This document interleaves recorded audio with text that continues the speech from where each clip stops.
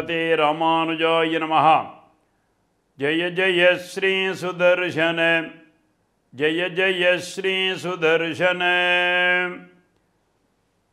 எம்பெருமானுடைய ஆயுதங்களிலே அக்ரேசராக இருக்கக்கூடிய சக்கரத்தாழ்வாருடைய பரிபூர்ணமான திருவருளாலே இந்த தோத்திரத்தை அனுதினமும் அனுசந்திப்பவர்களுக்கும் இதை கேட்பவர்களுடைய குடும்பத்திற்கும் நல்லவிதமான பாக்கியங்கள் கிடைக்க வேண்டும் என்று கூரநாராயண ஜீயர் சுவாமிகள் பிரார்த்திக்கிறார்.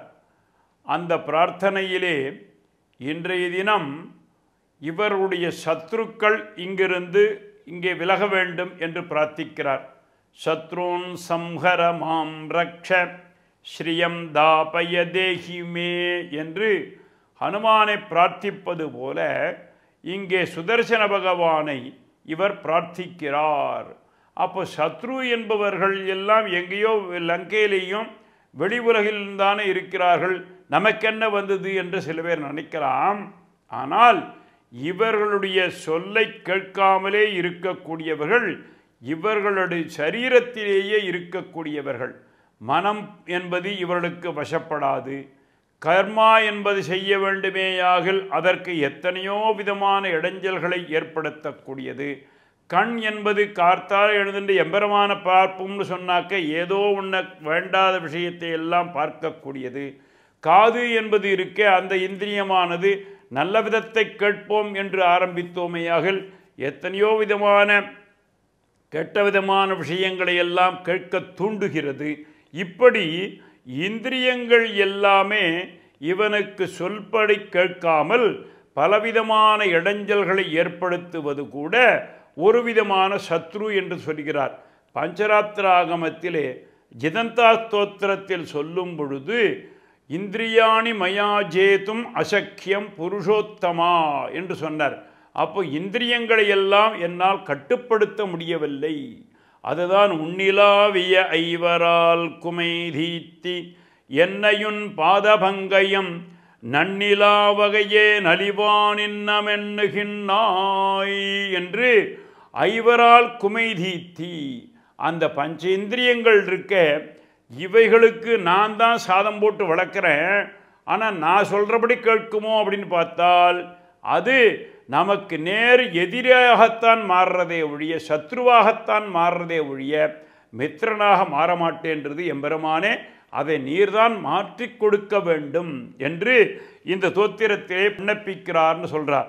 நாபீஷாலானி கதம் நகனமசுமுஜிதம் வைரலக்ஷ்மி வசனம் சம்யத்வாரி ஹிருதானாம் சமனு விதததி காஞ்சனாலான பங்கிம் ராஜ்யாஜ பிராஜ்யதைத்யவ்ரஜ விஜய மகோத்தம்பிதானாம் புஜானாம் துல்யா சக்ரரமாலா துலயது பவதாம் தூலவச் சத்ருலோகம்.